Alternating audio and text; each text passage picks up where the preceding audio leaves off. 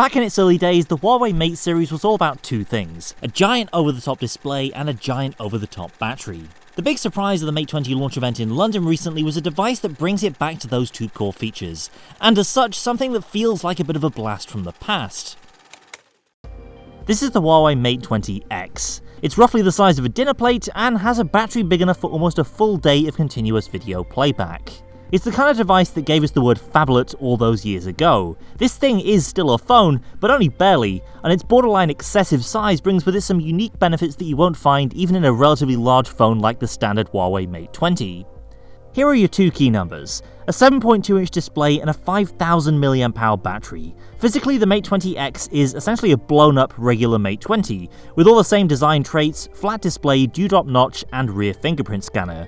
Using this thing in one hand is at best challenging, and at worst basically impossible. Even the rear fingerprint scanner requires a fair bit of manual dexterity to reach all the way up there. The internal specs land somewhere between the regular Mate 20 and Mate 20 Pro. The display resolution is only Full HD+, but it's an OLED panel with fantastic colours and ample brightness. And you get the very best triple camera setup from the Pro, not the trimmed down version of the standard Mate 20. That's 40 megapixels plus 20 plus 8 for your standard, ultra-wide and telephoto cameras.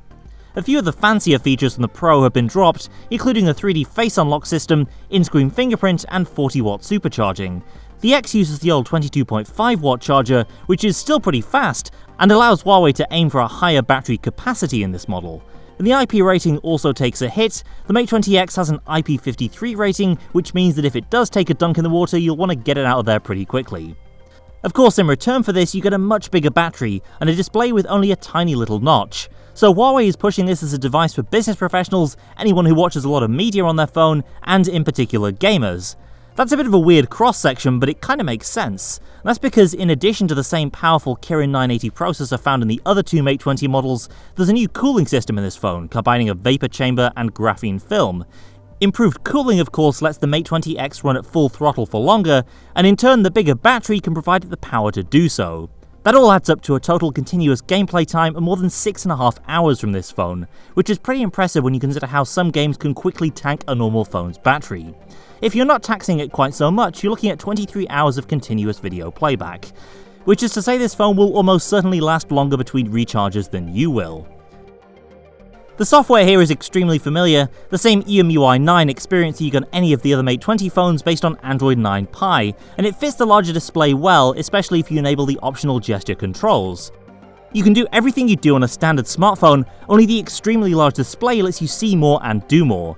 It really does feel a lot like using a Mate 7 or Mate 8, only with the entire front surface filled out with pure screen. Whereas phones like the Mate 20 Pro have taken the specs and power we expect from a Mate and crammed them into more pocket-friendly sizes, the Mate 20X rethinks what's possible in a phone if we stay at that gigantic size and just fill out that space with screen and technology. There are no Western launch plans for the Mate 20X, so you'll likely need to import one from Asia if you really want one. Regardless, we're hoping to have a full review for you pretty soon. Be sure to subscribe so you don't miss that. In the meantime, thanks for watching, and I'll see you next time.